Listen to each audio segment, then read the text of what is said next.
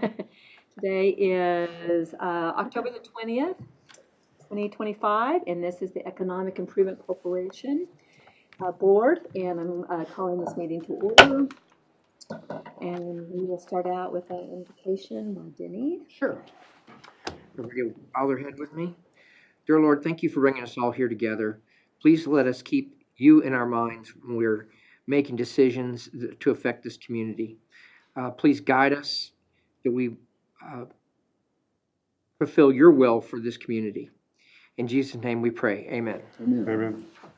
Thank you. Next on our agenda is number 3, approval of minutes from our meeting on September the 15th. Does anybody have any changes that they want to bring up? Corrections? All in favor of approving of those minutes? I so move. Second. Yes, thank you. I'm sorry, who seconded? Thank you. Those that approve, raise your hand. Okay, passes unanimously. 4A, moving into our monthly reports, we're going to go with our status of the recovery efforts with Michael. Good afternoon. I hope you all are doing well. Thank you for being here today. I wanted to leave this from the council presentation just to kind of illustrate just the difference in a week where we're at now. So you've seen all the photos. You've seen kind of what everybody's been doing out on the river here in town. But I wanted just to talk about this piece real quick. So last week, essentially, we were at 1.678 million cubic yards of debris, more or less. And this week, we are at 1.728. So not really a whole lot of difference. It's 50,000 cubic yards, which is a whole lot in any other conversation. But in this context, that's not a lot. Given a week and, call it 3 weeks ago or a month ago, there was 100,000, 200,000, 300,000 cubic yards that were being picked up. So I say all that to say that it is starting to slow down in terms of the debris pickup here in Kerr County and in Kerrville. Are they ahead of schedule now? I don't know. They told me between 70 and 90 days, right? Or 90 days, I guess not 70, 90 days. So they're not too far off. By the time the contracts got created with TM folks, that was closer to late July. So close-ish, I think. And the estimates are not far off from kind of where they thought they would be, somewhere between 1.5 and 2.5 million cubic yards. And so it's probably going to be just shy of 2 million cubic yards when it's all said and done, I think. Is this photo of our local waste area? That is the soccer fields Okay, over at the landfill. because the Comfort one, I drove by it Saturday and it's cleared off. Oh, Yeah. Yeah. So there's two groups, right? Ashbrit and Ceres. Those are the two contractors, and they were split between basically Thompson Bridge. So Ashbrit would be going west Kerr and going out that direction, and then Ceres, which was most of the city, was the city and down to Comfort, right? Past the county line into Comfort. The majority of the debris that Ceres had was going to that Comfort site because it was closer, and Ashbrit was taking their debris to our site, which was closer. So in the breakdowns that I get every day, there's about double the amount of debris from Ashbrit, which is Hunt, West Kerr County, than Ceres had. So that debris west of Thompson Bridge up to the headwaters, that was about double of everything that's passed through town and down to Comfort. So it would make sense that they're probably finished and consolidating. They're probably taking the rest of their debris now to our site. They have 8 trucks going today. When they were at their peak, they were 50 trucks per contract. 300, I think, was actually 300 was the max that you were seeing. All you saw was trucks, right? Yeah. Yeah, coming back and forth. So we're getting close to them being off of our site too. So we're starting to talk to them about putting the soccer fields back to the state that they were in. So I think it was Crush Soccer, for those of you that remember, that kind of had the design plans for those. We're working on getting those plans and getting them over. We do have those plans. On Friday, perfect. Because the dirt and the grass seed, hydromulch, that's easy enough to do. But all the irrigation lines that are underneath that debris are surely crushed. Sure they'll- If there's any left over, then I want to keep that little section of pipe, but you know, those piles were, 40 feet, 30 feet tall, and soaked. So I would imagine they did a number on it. But as a part of the agreement with the state, they have to return the fields back to the conditions they were in.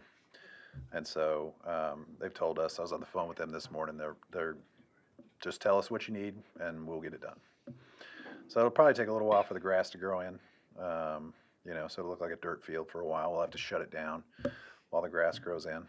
But it's weird to be thinking this soon after the event that this is where we're at, starting to talk about that being gone, which is great.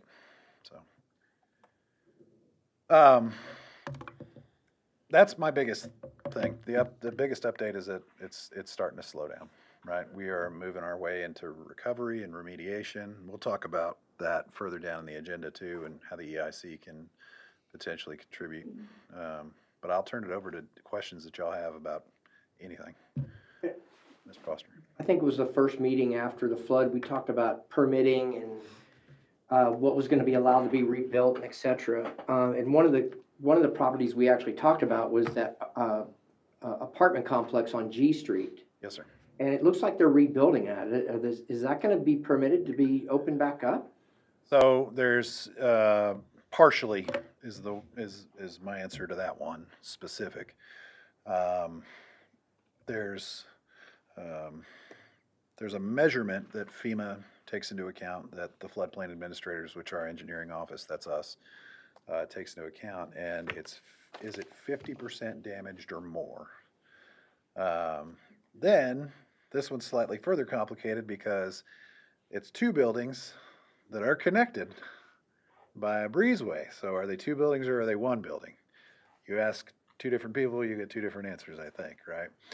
And so the damage to that place was, we had third party inspectors go out and do evaluations based on the FEMA calculation method, and it was something like 49%.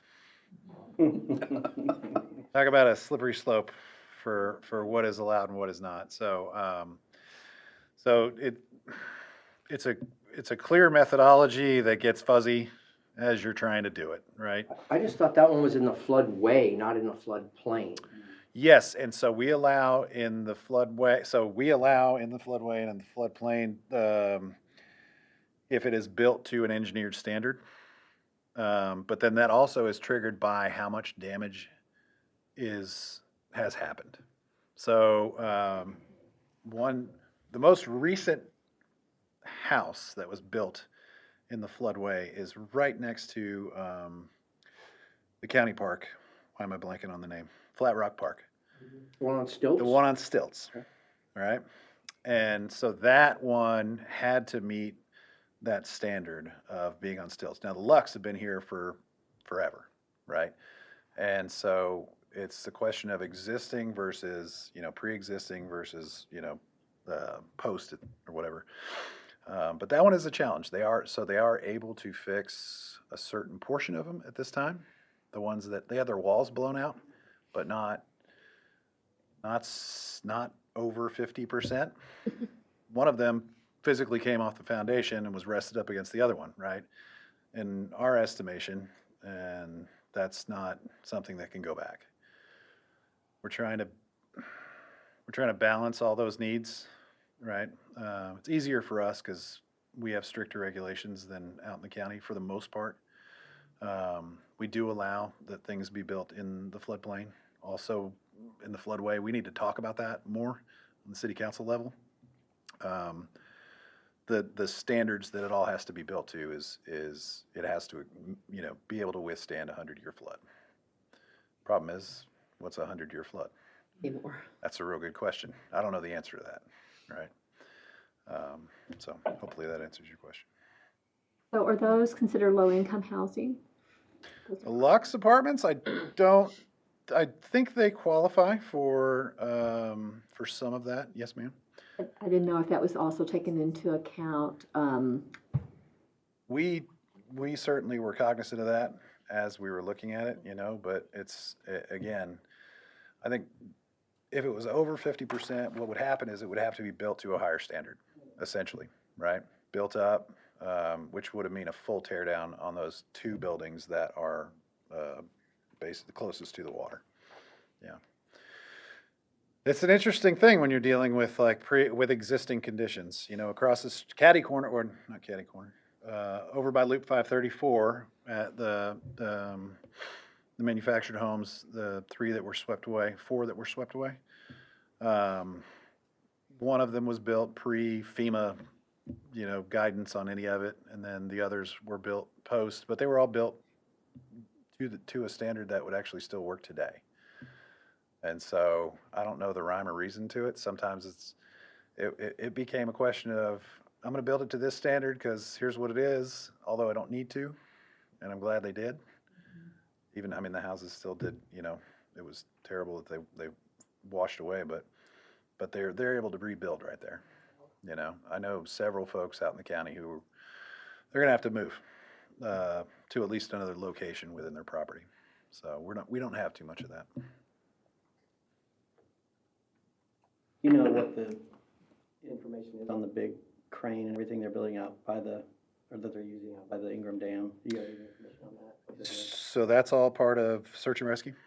It's not like they're not dredging the whole lake. They're doing targeted search and recovery.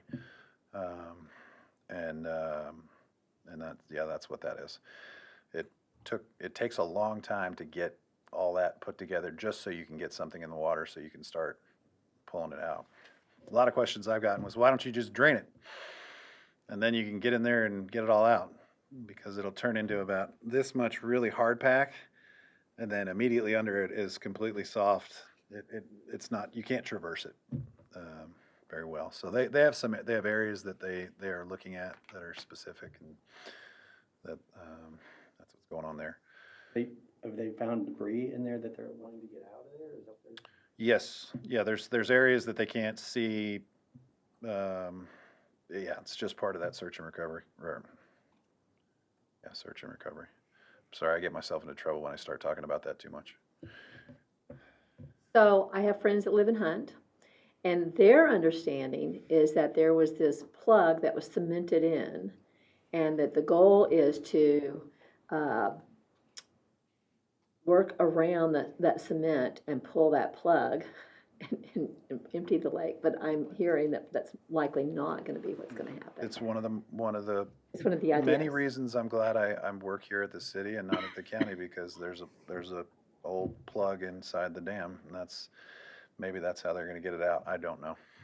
Yeah, I can't find out though. Yeah, I do know that's true. And that thing is stuck in there. yeah. I imagine it is. Has been forever, but it has been since its inception. It was not meant to be like a plug and it's going to be there forever. It was meant to come back out, and it never was able to. So, yeah. Okay. We don't have that at Nimitz. So. Any other questions? All right, thank you. Okay. Thank y'all. So we're moving on to 4B, looking at the Kerrville Economic Development Corporation update by Todd. Madam Chair, Board, thanks for having us here today. Today we're going to give you a little more detailed and a better graphic of what it looks like under the Kerr Together Long-Term Recovery Group. that we have. We're to a place, and we're finding a place where some of these slides, even since they were submitted in last week, have changed, but this will give you an overall idea and be able to create and foster some questions as we move forward. And when we continue to present moving forward, we'll have these better slides and better data as we move. So look forward to getting you guys some great updates, and this is kind of our start here. So we're going to go to what the Board of Directors looks like for the Kerr Together Long-Term Recovery Group. As I said, this has changed a little bit since after this was submitted and we had our board meeting, but not much, to the point to where you have your board members under the top, the Kerr Together chair of the Long-Term Recovery Group. Then you have the Kerr EDC Steering Committee, which consists of myself and Teresa. And then you have the Business Recovery Group, which is a board seat, which is Chris Hughes, and which is a local business owner in Ingram, along with Paul Zip of Avery, are the chair and the vice chair of that working group. And then the Funding Coordination and 501c3 Partners Group, that's another working group, and that is led by Mark Hoffler. We have the Guadalupe River Flood Warning System Working Group, and that is led by Tara Bushno of UGRA and Bill Rector. Then the next board seat we have is the River Riparian Group, which is headed up by Jonathan Letts. And the Housing, Construction, and Management consists of home repair on both the far eastern portions of Kerr County, which is led by Habitat for Humanity and Mary Campana. And then you have the western part of Kerr County, which runs from Ingram all the way far out through West Kerr, which is led by John Dunn. Both of those organizations and working groups within the Kerr Together Long-Term Recovery Group have both received funding for their housing rebuild projects. Mary, again, with Habitat, will be servicing the far eastern, reaching into the western Kendall County region all the way to Kerrville, through Kerrville, and then Hunt Preservation Society will be from Ingram all the way out to far west Kerr. Also, moving on then to the Emotional and Spiritual Working Group, you will have, that is being led by David Payne, First United Methodist Church. And then we have the Unmet Needs Working Group, which is being chaired and run by Beth Palmer. If you'll notice, underneath those working groups, we'll have some subcommittees.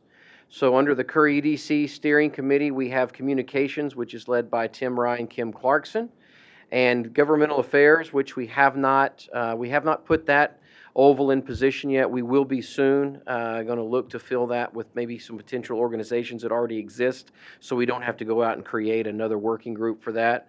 And then we've got the Economic Development Working Group, which is led by Kelly Hagemeyer and Larry Howard. And the Tourism, which is led by Julie Davis, is now going to be one of our board seats. So Tourism, which is under the Business Recovery, will become its own board seat, which will have the sub-working group of the Arts and Cultural, which is led by Catherine Boyette. The other brown circle underneath the Guadalupe River Warning System is the Emergency and Public Safety Working Group. That is being led by the City of Kerrville Chief Eric Maloney and Casey Goodman. And Mass Care is represented by the Red Cross. And then Infrastructure, which is under Housing and Construction, is also led by John Dunn, and that's just any various infrastructure projects that happen to be needed across the county, whether it be in Hunt, whether it be in the city, whether it be in the eastern county of Kerr. And then the legal assistance is actually one of our VOADs that is working with us to provide legal assistance to anyone who needs, with unmet needs or is a survivor. And they are out of they're the Texas Rio Grande Legal Assistance VOAD that is offering free legal assistance to those in need. What's a VOAD? Volunteer Organization After Disaster. These are the organizations that come into a disaster that are either funded or partially funded and bring money within the community or services within the community that they're all nonprofits, and their actual job is to go in and assist communities who have experienced some sort of a disaster, whether it be hurricane, fire, flood, tornado, and we've been blessed with a lot of these VOADs within our community since the July 4th. We have a line drawn and then a subcategory below, and these are going to be some paid positions and some support staff for the long-term recovery group and some of our active our VOAD partnerships, our volunteer organizations after disaster partnerships. So the long-term recovery consultants were actually here. That's William Whitson and Kim Faust, which were actually a gift through a foundation that work under the Kerr EDC, the actual corporation, the Kerr EDC Corporation. That was two consultants that have a long-running history of working in disasters, that have the ability to go find state and federal funding outside of local money and outside of local VOADs. They are here to work across the board under all these working groups. They don't work under one specific unit or one specific need. They are here to find money to fund this entire long-term recovery working group. And they are here as a result of a grant to the Kerr EDC, and they are on full-time, full staff, and again, a part of the working group. Under a grant through Rebuild Texas, we have submitted some funding for an administrative assistant, public information officer, research, and a research coordinator. Those positions will be funded if we receive the grant from Rebuild Texas. And I'm going to back up a minute to that PIO. That will be 3/4 of a year's worth of funding, because under communications right now, due to another blessing that the long-term recovery group received from the HEB Foundation, was partial payment of a public information officer and a PR firm for the long-term recovery group to put together a broad statement, sort of a coming out statement to let the community know what the long-term recovery group has been doing, what they will be doing, where we will be located, how you can continue to get success. We anticipate this launch new website from our Kerr Together website, be a new website, complete marketing campaign. We're hoping that we'll have that probably sometime middle or end of November, where we'll be announcing to the public all the workings of the long-term recovery group. To make all of this happen, you're going to see the acronym GEM. That's Global Empowerment Mission. That is one of our VOADs that we are currently have submitted contracts in to the Community Foundation, that we will need their assistance throughout the long-term recovery process to provide warehouse management, construction management, business recovery case management, volunteer organization management. They happen to be a very, very large global VOAD. Not only are they here and offering resources, they come with the ability to bring up to $5 million worth of recovery assets into the community. They are an amazing group to work with, and we've been very blessed to have them here in Kerr County. And of course, we've got the Red Cross under the Mass Care, and then the Survivor Legal Assistance is the same as the legal assistance under the working group of the unmet needs. That's saying a lot. That is how we have been constructing and how we've identified what long-term recovery looks like. As I've come up here the past several weeks, you've heard us talking about developing long-term recovery. These are those working groups. These working groups probably represent somewhere in the neighborhood of approximately 80 now, probably 80 different volunteers that make up these working groups, and they're all meeting regularly, at least once a week, some twice a week, some every other week, getting a cadence put together so that when we have every Tuesday at 2 o'clock, we meet at the Chamber of Commerce. We have our long-term recovery board meeting, which is where all of these board seats come together, update everyone, and then we look at action items that we need to take. As a result, coming out, the River Repairing Group has already received a grant from the Community Foundation for $150,000 for grasses and sedges, which was a timed event that needed funding very quickly due to the growing season.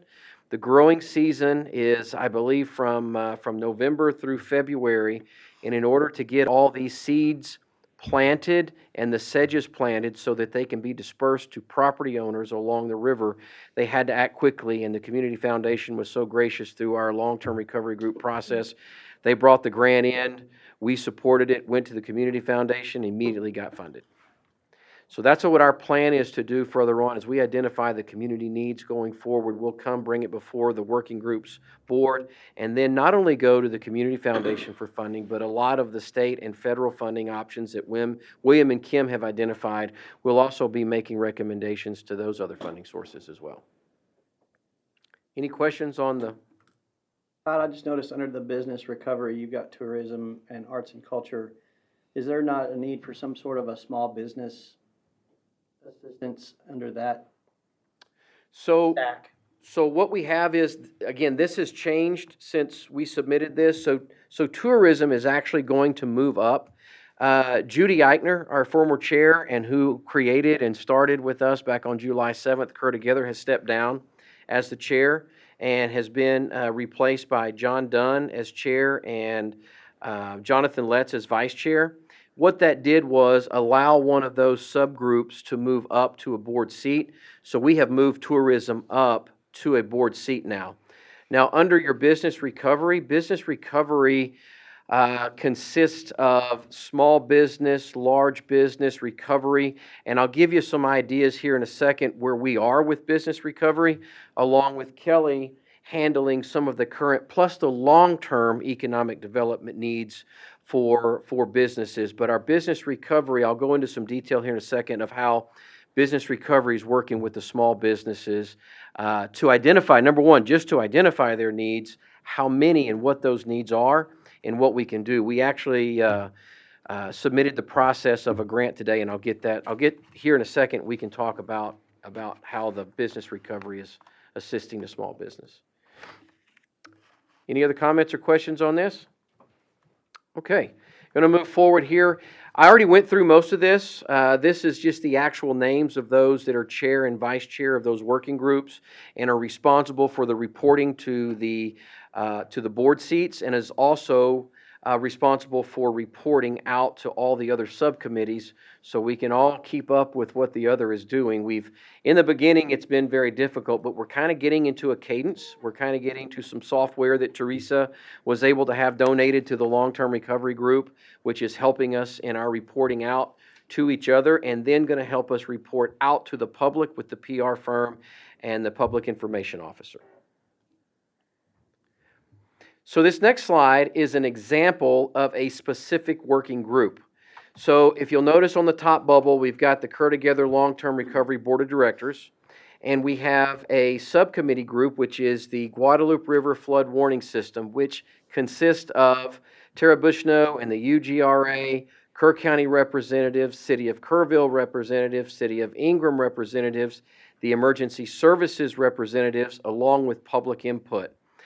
We also then have the UGRA and the KISTERS project, which is the software program of what a flood warning system is going to begin, along with the county development team, which is led by Tom Mosier, who is doing the engineering and the components that will actually feed all the data into the KISTERS software program, which will then send a warning out to the emergency services organizations, which are all your EMCs and your volunteer fire departments, how to react to the data that has come out of the KISTERS program, and then a program of how we would develop mass care in the time of need. This working group, again, has been working all together at the UGRA. It is a very well-attended, very large working group, have made a lot of headway. There are, as we all know, some legislation that has come down on our camping industry all across the state of Texas, not just our local camping industry, along with river warning systems that are need for better communication in time of flood. This group, some timelines, this group feels that they will have an RFP out by the end of this year in December, and our goal is to have a system in place no later than June of 2026. And I was corrected by a former Commissioner Mosier the other day. I said this would be a gold standard. He said this will be a platinum standard for flood warning systems across the state of Texas, specifically to the Guadalupe River Basin. This whole project then will go through a funding mechanism project. So we've got to go out and find the funds. Well, we know that the funds are available. We know that those funds have been offered by in two different organizations within the state of Texas, some of which potentially could be federally funded, some of which could be state funded. So we're going through the process to identify the exact path and how we go out and secure the funding for the Guadalupe River Kerr County warning system. That's just kind of another, to give you an example of all those working groups. Each one of those have a task, all driven by community leadership. These are community leaders out within the community identifying the needs of Kerr County within their areas and building up programs in which they find that they need as far as recovery after the flood. Any questions on this slide? Okay, moving on to the next. So, state of business recovery. So this has taken us a bit. Obviously, what you don't know and what I had to learn is through disaster, there are multiple different organizations that keep data and stats. There is not one place you go in order to get all the information that you need. You have to go out and find who has been securing this, from individual organizations to chambers of commerce throughout the county, to individuals, to the Hunt Preservation Society, to school districts. All have their own database that they've collected. So we have started immediately, probably I'm going to say about a week or two after the flood, trying to identify everyone who was taking data and encouraging everyone to take data, but then to do a follow-up and do data sharing agreements so that we could go compile this data.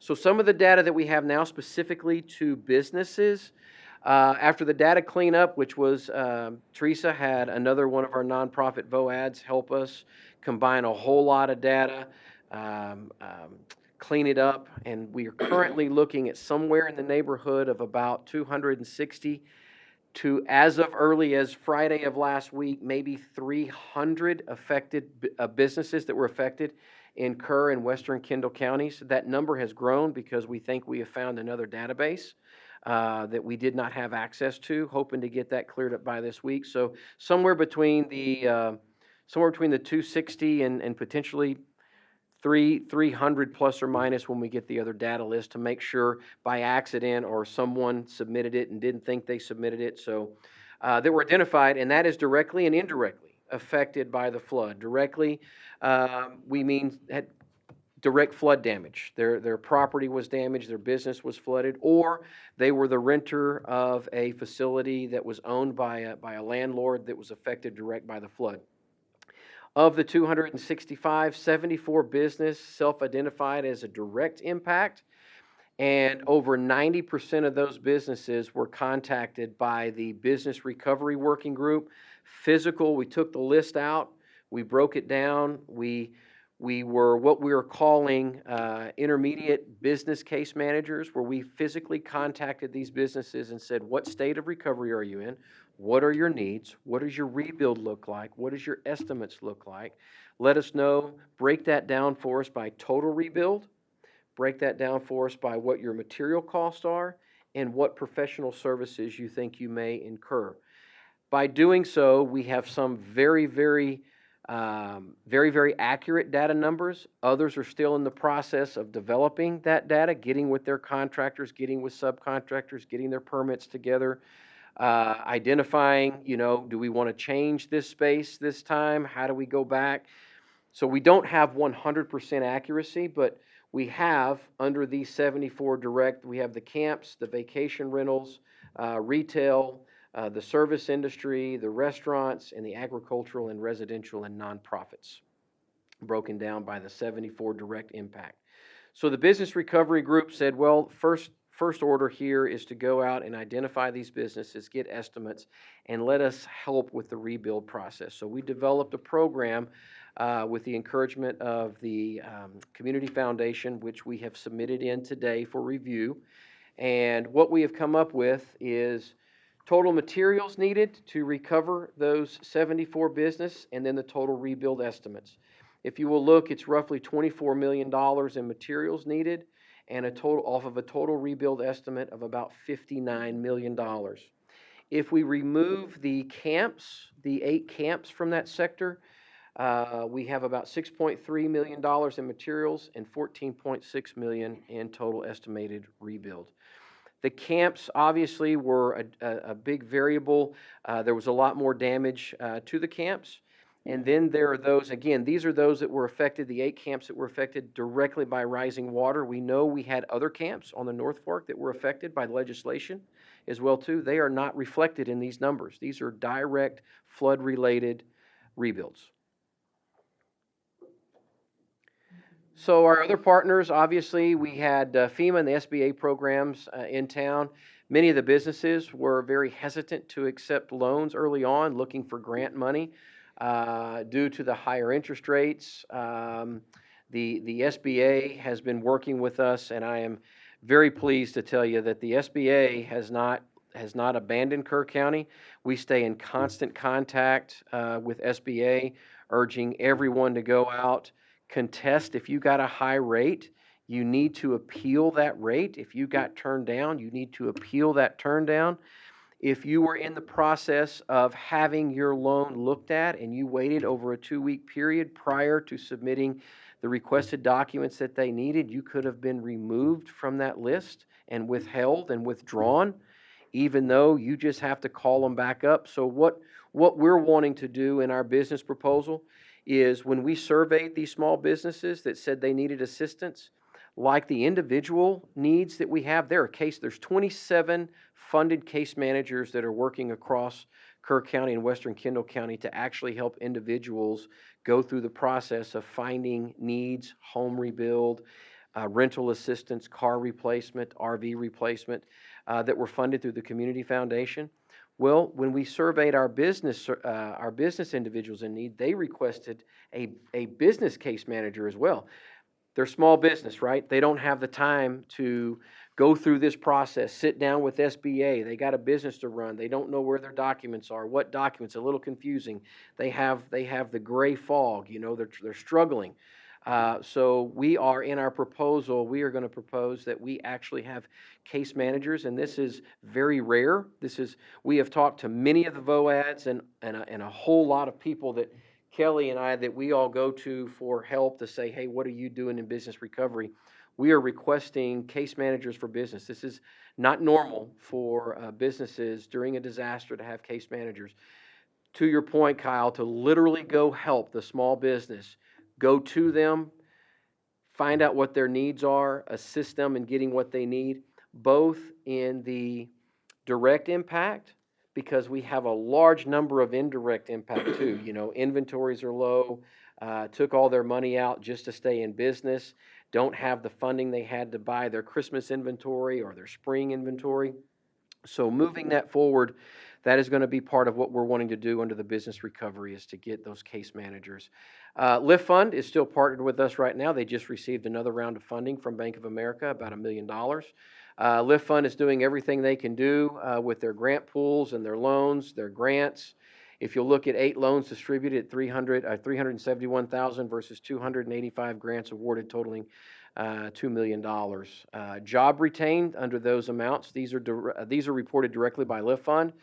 787 full-time and 460 part-time during the immediate time of need during the disaster. We know as we move forward, and we learned the Business Recovery Working Group met with Comptroller Kelly Hancock. He came from Austin to our meeting to visit with us to find out where we were with business recovery, what was our plan moving forward, and how his office could assist us. Very great meeting to have, a very positive meeting with Mr. Hancock. And again, obviously, hats off, local banking partners, flexible, strong, and going to be a part of those case management, where they're also going to want to work and help these case managers get these businesses to their bank. If they don't have a bank, identify one, help them identify one, and use the banking industry as help. Again, funding pipelines are active but underutilized due to loan hesitancy and administrative delays. again, focus of the Business Recovery Group is to break through barriers and get these businesses back up and rebuilt. I'll run through this real quick. This just kind of gives us a month by month. July 7th, obviously, Cure Together started up as a task force. All the way through the month of July, Cure EDC staff was tasked by Cure EDC board to begin and start to establish a long-term recovery group in July 17th. Most of your long-term recovery groups don't start to get established 8 to 12 months after the disaster. They start the process of developing a long-term recovery group. Cure EDC's leadership told us to push forward on July 17th. Brings us up to August. The long-term recovery consultants that were brought on by donation, free to the community for the long-term recovery group to use. Long-term recovery group consultants' first day on the job was August 25th, and Cure Together Task Force began formalizing as Cure Together Long-Term Recovery Board that we currently have now. And then our first meeting on the 9th. We began discussing with our VOADs, which turned out to be Jim, on discussions about our warehouse and donation management on September 16th. And the board reviewed our first project on September 23rd, and then went through a funding agreement with the Community Foundation on the 29th. Any further questions or comments about long-term recovery? Todd, you probably already know what my question is going to be. You know, my businesses were affected not directly by the flood, but economically by the flood for sure. And I really, really would like to see a formal process where local businesses are given preferential treatment, whatever, to get involved in those contracts for rebuild. Coming from the construction side, both of my businesses, you know, are supplied on the construction side. We have been deathly slow since this happened. And this is an awesome opportunity, not only for my businesses, but others like mine in the community to really not only survive, but thrive based upon that money rolling through our businesses. Yes, sir. And to that, so up to this point, you know, you have all those resources that are brought in by those volunteer organizations, right? So what we've seen a lot of is those volunteer organizations bringing in their resources. These programs are seeking funding from the Community Foundation to participate in these rebuilds, to physically go out and purchase. They won't all be, but to use a large percentage of this money right back into the small business. That's how you build the economy back out. That gets everybody moving again. I'm not seeing as an actual formal process that's in place to encourage that money to be spent locally. And I maybe just be missing it, but I think that there's something that could be done at a higher level to say, we're gonna spend our money here locally, guys. We're not going to San Antonio. We're not ordering. We're gonna treat our locally owned businesses to this. That's what I'm saying. Yes. And I think that's coming. I think Okay. as soon as HPS gets where they're physically getting ready to make their formal announcements of, here we are, here we go. And again, that's part of a challenge we've had with communications is we're ready to get our PIO in place. We're ready to get all this down so that we can blast these amazing things that have been going on. Along with being, again, you've heard me say this, very respectful of the fact that in Ingram Lake, they're still in search mode. Yeah. But again, we feel that we can do that very respectfully and look to do so over the next couple of weeks. Appreciate everything you're doing, and I appreciate the conversations we've had. So. Yeah, no, anytime. If anybody needs questions or offline or just wants to know more, feel free to give Teresa and I or a contact, and we'd love to visit with you and get you caught up. I would like to say I'm the EIC representative of the KEDC, and so I've had kind of a high-level view of what's been going on. First of all, we were so fortunate to have Tatum. There was a lot of politics in the making, but Tatum basically said the KEDC that was already formed was qualified as a structural skeleton to go from there on. And you just saw a presentation of how it went. my point is, we were so fortunate to be able to get Todd and Teresa and a former mayor and start with what you just saw was created in 100 days, and it started out of pure chaos of a lot of people trying to figure out how to do this right. And I've been in as many meetings as I can be in and try to get an overview of it. And I promise you, they all have the best interests of your community, including local construction materials. It is a very complicated process. It's been handled as well and fairly and strongly and quickly as possible. I can't say enough about how fast we got to this point.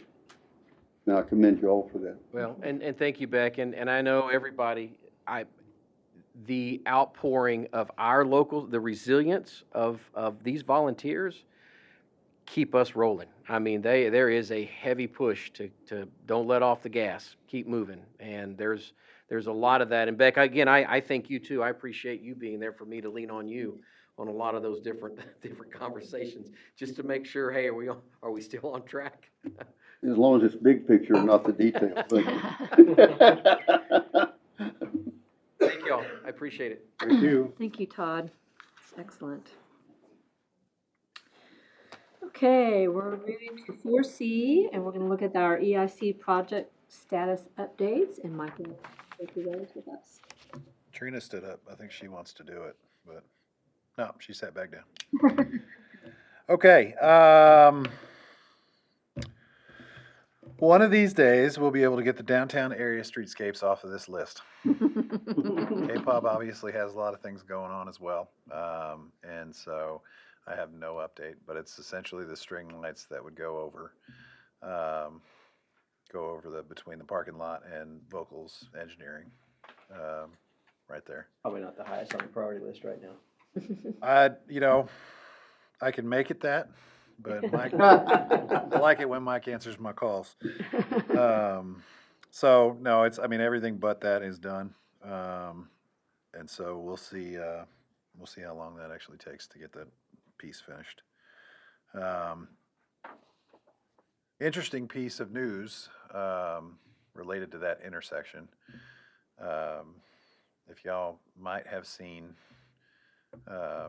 we received a directive from TxDOT the other day that said any crosswalks that we have that are in conflict with the manual for, oh gosh, I don't even know what the acronym is, MUCTD, essentially the crosswalk manual for the Department of Transportation, and then as a subset, the TxDOT Department of Transportation, need to be corrected, or a plan of action corrected within 30 days. So we have Creative Crosswalks. Cuts has been a good partner to us at the city, and I'm getting clarification, but as it stands now, it looks like that stuff's going to be in violation, and Hilarious. it's pretty. It is. Yeah. I'm asking very, very plainly. Here's the photos of ours. They are beautiful looking, and so I'll find out more and let you know what I find, but didn't look good. The first response I got back from the district engineer in San Antonio didn't look very good. So, yeah. Me too. Okay. So Scott Schreiner golf course improvements. So we're very close to having final closeout of everything. We've got a few items that are left. We had reduced that budget from $4 million down to 3.75, and I think we're going to sit right at 3.65. I'm hoping that I'll have that for you next month for that final determination. And the golf course is doing well. Some of you had a chance to go out and play it, I hope. Yeah. It still needs a little, so it needs some more grow in. We were hoping to have 120 days for the greens, and we didn't get there. And one of the purchases of this project was what's called a green roller. It's a weird thing where you stand sideways and it goes this way and this way, and that will be really, really helpful to future those greens in that golf course. It's going to be Do fantastic. you have that machine yet? Have they been using it or no? They are, yes, it is here, and they are starting to, be able to use it. There's a few more little projects that are here, we've received them, but haven't been able to put them in place. But we've heard really, really good things. I was talking to Bobby, in the pro shop, and he said he had about 150 golfers on Sunday, which is a lot more than they're typically getting, I think. And so, I'm looking forward to getting to do an analysis of here's how many rounds we've been doing, last year, the year before, here's where we're at now.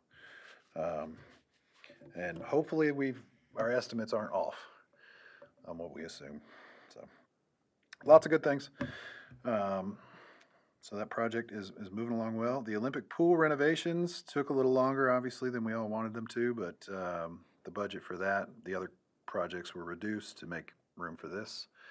So demolition is ongoing, and you can see the tents or the fence out around those projects, and work is continuing with the demo. It's been a flat pad for at least a month. Some of the utilities that were inside the pool are going to have to get removed and replaced.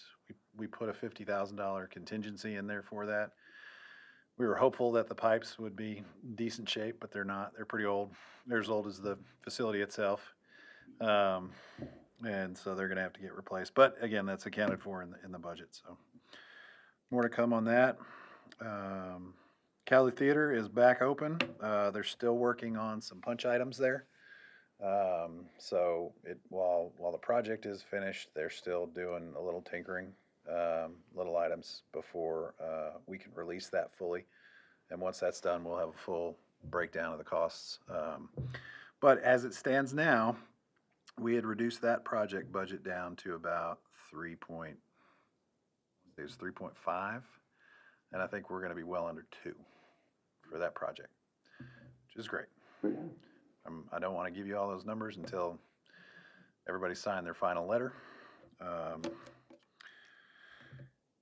So below 3, closer to, I think, 2.75, 2.775, something like that. The Travis Street Pump Station, TCEQ is in the midst of their review. We tried to expedite that with them, but they have not, they can't. And I get it. They're like every other state agency. They have a laundry list of projects and not enough staff to do it in. They're still suffering from great resignations from a few years ago. Every time we talk to TxDOT or TCEQ, we usually get a new person. And it really, experience means a lot when you're talking to somebody that you've been talking to for years. I miss my TxDOT contacts that retired after 25 years or so. So that project, for everybody's understanding, is to enable that growth over out on the east side. So this will be necessary for phase 2 of Lennar's second project. They could build the first phase of the homes, but once we get to the second phase, we'll need the booster pumps in place to accommodate that. And it's moving forward. Everything's on schedule with it. The AC Shriner House and the HHHC, that date has been changed for completion from October 31st to November 14th, 15th. If you drove past it, you might know why. White building, and then right in the back of it is a really rough-looking pink building, the carriage house. And so there's some demo we had to do to make safe the carriage house. They had to take off, they're going to take off the deck of the carriage house, and then seal up the upstairs so that way we don't have transients coming in. People can't get into it. It's never going to be a ADA compliant space. If you've been in there, there's not a chance. And then it's going to get some paint to match the paint that's on the house. Did the river come up that far? No, that carriage house has always been kind of, it's deteriorated over the years. Yeah, but no, it did not come up that far. No, ma'am. So we'll hopefully be turning the keys over end of December. Our hope, mid-November. But there is an elevator coming tomorrow. That was one of the longer lead items, and we're very, very happy it's coming in. Granger McDonald Park, we are at 100% construction drawings at that project. That's the last of the sales tax bond projects that isn't under contract for construction. So, let me go down the list here. Megacrete, I think, hopefully we'll have an update for you next month. I don't have anything for you today, on their permit pending with TCEQ. Habitat for Humanity, if you've been out there, all the infrastructure's in place, it looks good, and they're moving forward. So everything looks nice out there. The Schreiner University, the Center for Talent and Workforce Development, you'll have a presentation from either Lucian Costly or Dr. McCormick next month to kind of talk through the progress. Some of you had a chance to make it out to the gym ribbon cutting. So the football program is in place. There's a game tonight at 6:30, I believe, in Brownwood. So if you want to go support your team. Right, can't get there now. Next time. And then, so that project, and then the Center for Talent and Workforce Development, they're at about 77 students in the programming that they have currently, right now for 2025. Lots of programs in place for for that center. Upcoming projects, they've got mechatronics, which is a great word, and I never know how to explain it, so don't ask me to. Has to do with mechanisms of some kind. They're working on that program, as well as a real estate program and a banking program. And then they're developing, I think, sales, drones, cybersecurity. So they're really kind of leaning into this, trying to see how many of these programs they can put together. And so, again, staff from Schreiner will be here next month. And that's all I've got. If I can go back to just Granger McDonald for a second. I got brought up at the Parks Board meeting, and I wanted to bring it up today and bring it up next week at council. We're in a weird place.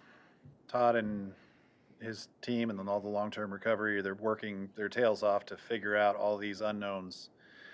And we don't know what the answers to a lot of those unknowns are, what the costs of any of those things are, I have more questions than answers every day. I talk to the federal government. I'm like, how are you going to help? What's 75% of what? What's 25% going to cost? Who's going to be the cost share for the 25%? Is that going to be us? Is that going to be the state of Texas? Is it going to be some philanthropic organization? Are we going to come ask y'all? And that list of projects and things spans, its fingers go everywhere, right? And so one of the things that Jay Brimhall over there, our Parks Director, is working on is a reimagining of Louise Hayes Park, kind of removing everything we have from the floodplain and kind of putting everything kind of up where the dog park is at, and repurposing that area. So that's kind of where structures are at. Kids play is over there. We'll have basketball courts, and down in the spot where the splash pad is currently at, we were talking about doing pickleball courts, a lot of, park structures where it's just kind of a lean-to, and that's a terrible word, not lean-to, but benches and a shade covering. And part of the groups that have been helping talk to us about the riparian area are donating up trees. Trees for Texas folks have said they'll paper a lot of that park area with trees, and then the San Antonio Botanical Garden and the seating and all that stuff, talking about doing a lot of those areas at Louise Hayes Park. I say all that to say, that's the only project that you guys haven't put under contract yet. Now we're ready to go. We're ready to let it. But had some of those conversations and felt it was important to bring it up. You have a current contract between the EIC and the city to complete Granger McDonald Park. There's $2.2 million allocated towards it. We've spent the $200,000 on the engineering. it's a project that everybody's excited about. The GRC is doing a lot of fundraising for at this point. I think it's a question of where are we gonna go? And does the council, because I haven't had this conversation with them yet, because I need to have it with both of y'all. Want to continue to move forward with that project as it is now, or hold some of that back for a little bit to see what the lay of the land is once we can figure out the tea leaves, I guess, on cost for projects. And, yeah.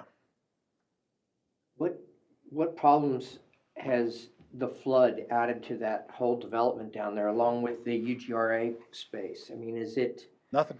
nothing? We don't have to Nothing, no, worry it's- about any new approvals for putting structures down there or anything like that? No, we have permitted, we have all the things that we need permitted for that project. UGRA's land is gonna be demonstration space. Their build out will be similar to ours in that it will be just parkland, right? Parking lot spaces are approved uses in the floodplain, and so we're in no danger of that becoming an issue of not being able to build out there. That's, low-lying lands are built for parks, right? Now, we can't put a bunch of structures all over the place. You know, you can do boardwalks and things like that, and you just can't, you know. they I get- thought I've been absent for a couple of meetings. Have they already come before the board and made that presentation to move it forward to the next signing or whatever? For construction contract for city council, no, not yet, but we are there. We are there. So it just kind of, we were at 90% construction drawings last meeting, and we're at 100 now. So engineering was asking me about it, and I did want to also make a comment about the way the river ran in the flood. It came down and went against, that would be the north shore, or where Starbucks is, that side is north. So this parkland was on the inside of the curve and received very, very little damage. There was very little problem on that Flow went land. the other direction. Went the other side of the lake. yeah, you can see a carve. If you go over to that park now and look across the river, you can see it. It looks like somebody took a butter knife and just kind of sliced the section of the other side. So badly for them, but the area that we would be funding as EIC did not receive very much damage at all. So Michael, there's some kind of time constraints about, we have to start a project based on the bond requirements or anything? So we have to have 85% of the funds expended by the time 3 years goes, and for that, that's $3 million, right? And so I think with the savings that you'll have on the other projects, you're probably at about $1 million, I would say, potentially. And so, I mean, you're right at, you should be okay in terms of getting that, being within that threshold. I mean, it'll be close. We'll have to get better numbers for you, but you have $3 million that you don't need to spend by December of next year. I'm trying to read between the lines on what you're saying here. Are you suggesting that we may want to keep a little bit of powder dry in case Louise Hayes Park needs some additional funding? I wanted to bring that topic of conversation up. I don't suggest that. I I just, just wondered if that's where you're Yeah. at least hinting at, so that we understand that there may be some needs there. well, there will be some needs. I don't know where those needs can be met. I mean, there's the federal government, there's the state of Texas, which has said that they've, behind us, and here we have a public assistance projects that we can do, but public assistance projects are made for putting it back the way it was. We're removing structures out and remediating those to higher areas that have less likelihood to get flooded in the future. The level at which we get federal participation and state participation in that is still unknown, right? And so we did some back of the napkin math, and we're looking at somewhere between $10 and $12 million, depending, for Louise Hayes Park. And so, like I said, there's philanthropic organizations within here, Community Foundation. We've got our own parks fund within that. They've talked to us about wanting to help out with some of these quality of life issues that we're having. I think it's just the extent of that. We all still need to figure out what the council and everybody else what the scope of what that rebuild looks like. Because we can bring any number of projects before everybody, and it's like, well, okay, can we do 50% of that for $6 million? Those are questions that we still need to get answers to. So I wanted to bring it up just to have the discussion. I think that the Granger McDonald Park is a good economic project for this community. I think it invigorates Nimitz Lake. I think it's a good idea. I think we can walk and chew gum at the same time, but, you know, I wanted us to talk about it. All the other projects are already let. We just can't stop them, you know? So, not trying to rain on anybody's parade, trust me. Like from a standpoint of the EIC made that commitment, is there any, would the board be getting any kind of hot water if they backed out of that commitment, or so what is? Well, I think it's a conversation that the city council, you know, and you all as bodies, you know, if that's where a conversation goes, then I think it has to be kind of a mutual thing, right? Council's got to obviously perform on that to be compliant with the agreement, right? And so again, I haven't had that conversation with them, so it's hard. I don't know who to talk to first, mom or dad. You know, it's I just get in trouble either way. So Anybody else have any comments or questions? and we'll talk to council about that next Tuesday. Moving forward, we're in 4D to our financial report with Trina. Good evening, EIC. Okay, so we are looking at September 30th, and just so you know ahead of time that this is not your final numbers for the year in fiscal year 25. We'll have one more month of accrual and adjusting entries before we can provide all those, but up to this point, this is what I got. Okay, statement of activities for your revenue bond funds, and we're looking at your yellow column there. So total interest revenues for the bond funds, $48,744 for the month, and that includes one short-term investment, a new purchase we made this month. Next section down are your project expenses, $300,926 for the month, and that was $162,000 for the golf course improvements, $121,000 for the Olympic pool, and then $17,000 for Callow Theater. And then down to that investment, that was a purchase of a $1 million piece of commercial paper for a 6-month term, and that was the monies we were holding on to for Granger McDonald, try to see where we're going to go and when that was going to let. So I figured we could burn 6 months of time, just trying to let that all work itself out. So we have an investment for 4.04% in interest earnings, and that is a net yield of close to $20,000.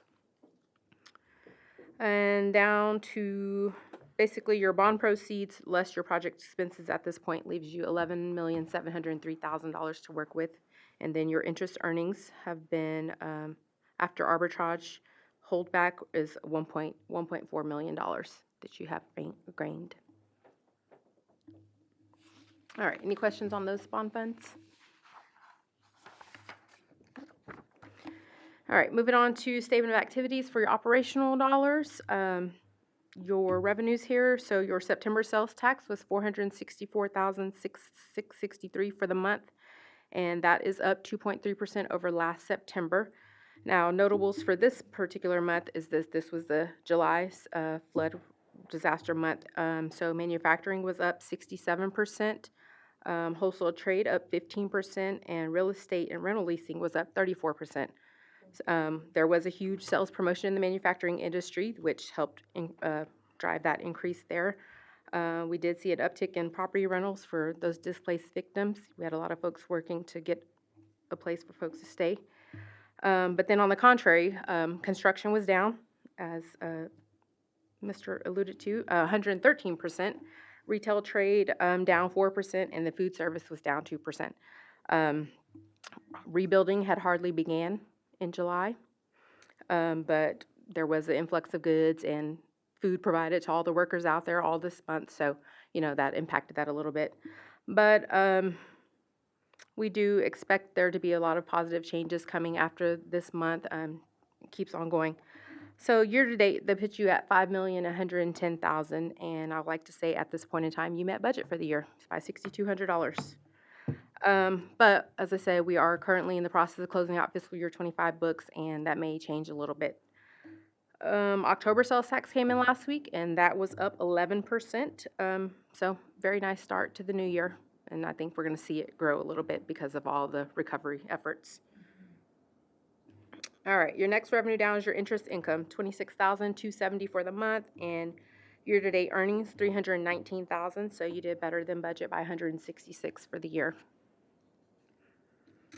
Your expenditures are the next section. You had your final monthly transfer for your City of Kerrville contract, $17,000, and then your monthly debt service of $213,000. And then we had one payment out for the Travis Street pump station with $32,000 for the month. So change in net position for September, $227,000 positive.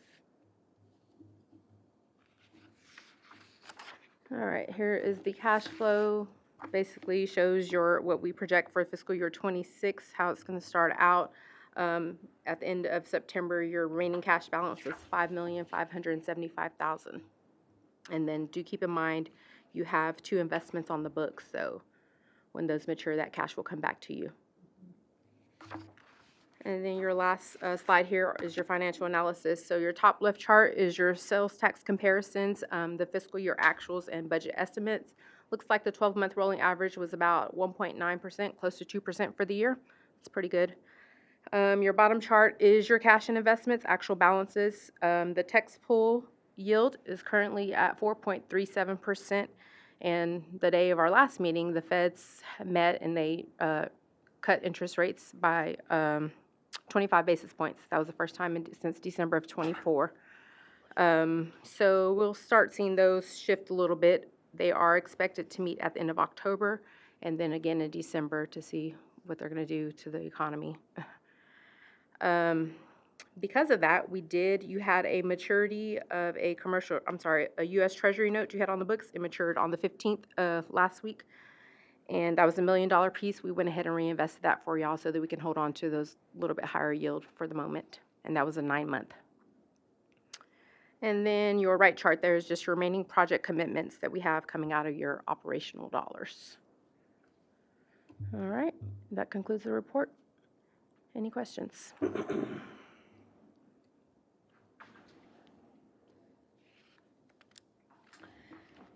there any questions on this? I don't think we vote on this one, do we? No. Okay, well, moving on. Thank you, Trina. Yes, ma'am. Appreciate that. So we're going to be looking at 5A, the Economic Development Grant Agreement between the City of Kerrville, Texas Economic Improvement Corporation, and the Kerr Economic Development Corporation. So do you want to talk more about that, or? Yes, ma'am. This is a public hearing. We'll have to open up here in a bit. We don't have a presentation for you, but it's basically high-level summary of what the contract is. So you approved the Kerr Economic Development's budget in August, and their ask for this year was $375,000 contribution. That will be paid out in quarterly installments. And we chose to do a 1-year contract, just considering all that's going on in the community and all the focus that KDC has shifted to. And we will readdress again next year, kind of see where we're at and if we want to do a multi-year agreement. In your packet there, you have the contract with Exhibit A and B. A is their strategic focuses that they plan on for the year. Still maintaining the economic development business, as well as focusing on the long-term recovery from the disaster. And Todd will probably bring that to you multiple times and affect everything they're working on. And then their budget is the second exhibit there for you for what they plan to spend their operational dollars with. And we'll take any questions if you have Does any. anybody have any questions of Trina on these documents? Isha, do we have anybody from the public that wants to speak? No one has signed up, however, you can open it and then just ask. Okay, I'll open the public hearing. There seems to be, I'll close the public hearing. Right. Okay, and do we need to vote on this? Okay, so can I have a motion? The motion to approve the budget. I have Second. a motion and a second. All those in favor? All right. That passes unanimously. Thank you. You. And then 6A, a discussion of the EIC potential role in supporting the economic and community recovery from floods. I can handle that one. Yeah, so we had kind of an informal discussion about this last time.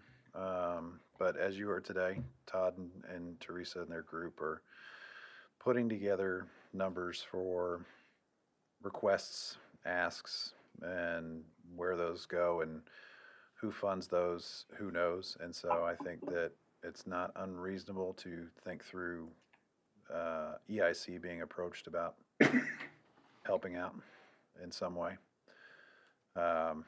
We don't have a huge amount of infrastructure and, critical emergency needs. Those have been all addressed through FEMA and the state at this point.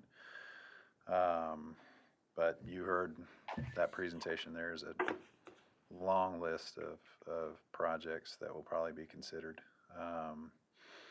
So I don't know what discussion you all want to have, what you want to see from us. You do have $7 million when cash and investments that aren't attached to projects, right?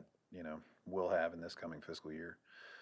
So there'll be some availability for y'all to use Does the those. city have a wish list? Do we have a wish list? Yeah. Surely we do. $7 million. You, Mr. Foster, It if just you ask happens me, to I will be. spend every dollar that's there. I still think that the greatest economic development project that we could have for Kerrville downtown in terms of quality of life is that elevated boardwalk that looks over the river that goes between the library and the pavilion under the bridge. It was envisioned maybe 12 years ago. It's got a 8-figure price tag to it now, I'm sure. It's a $10 million project. I'm going to ask the federal government if they want to help us out, because economic recovery is a big part of what happens after a disaster. Everybody thinks that. It feels weird asking for those kind of things, right? Because there's people that need homes, people's businesses need to thrive, but we need folks to have a reason to come back as well, right? So Tourism is a big part. it's a huge part, right? We get those. I'm wondering if the original engineering would have been underwater during the flood. No. No, I mean, those banks all sit where they are today. I've been looking at No, it. but I was standing on the Arcadia's deck during the flood and the water was lapping at the bottom of those pylons at the bottom of this. Oh, yeah. I mean, it's there. You gotta build it right, Yeah.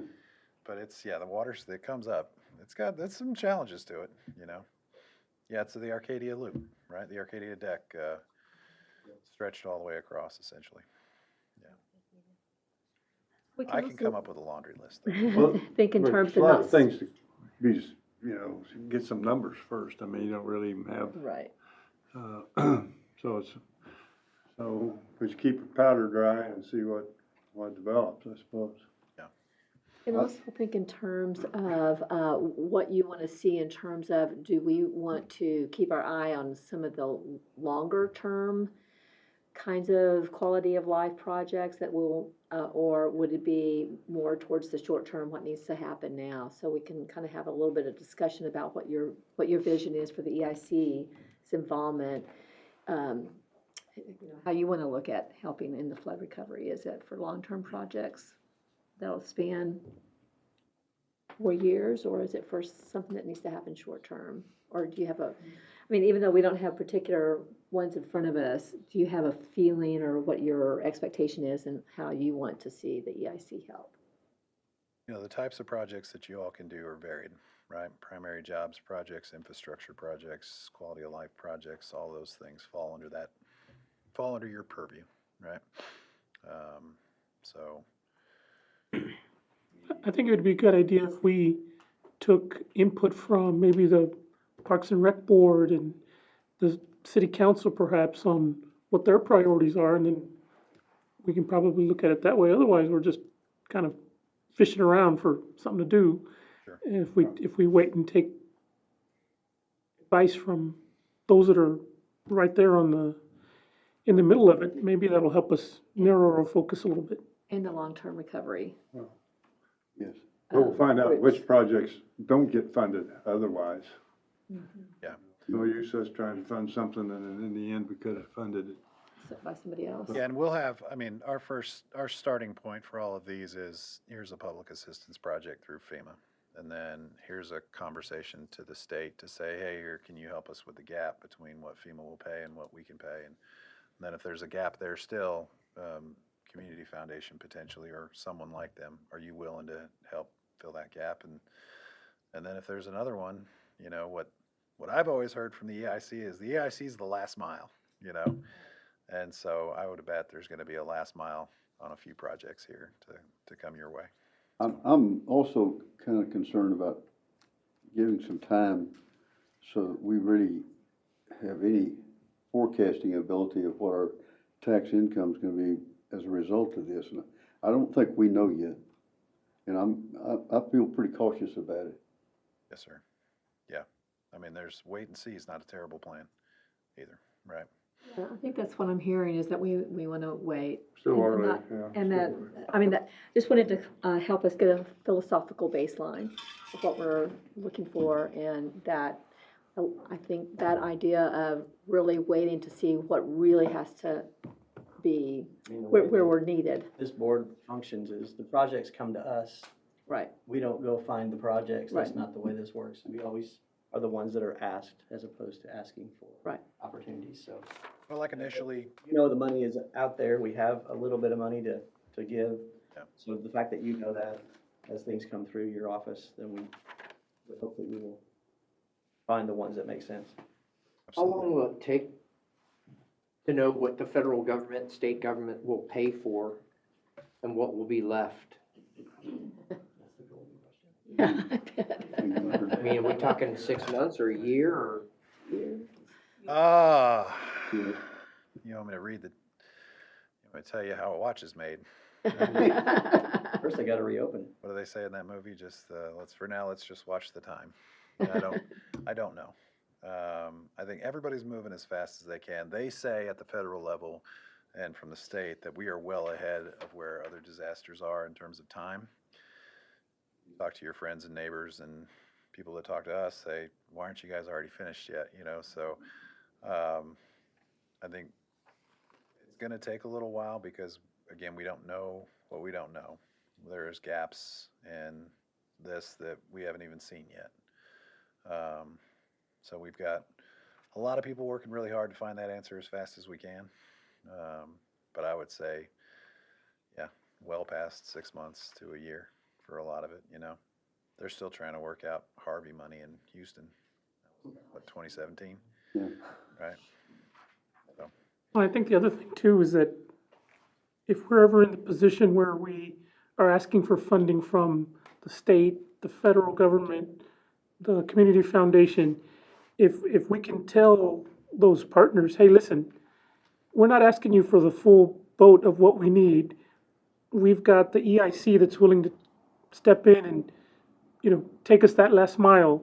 Yeah. So what can you do to help us get to that last mile? And then the EIC can fund the rest of it, potentially. That always is helpful, because if you're trying to get a project done and you go to this nonprofit or the feds or the state and say, hey, well, we need you to fund the whole thing, that usually doesn't look very good. It's like we don't have any skin in the game. But if we can have some dry powder and we can go to those funders and say, hey, listen, we would like for you to fund a good chunk of it, but we've got some money over here where we're willing to put in our own money into the deal too, just help us get there.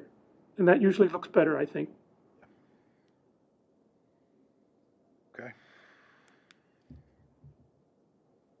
Well, thank you for the discussion, yeah. Thank you. Thanks, Michael. Thank y'all. Adding to.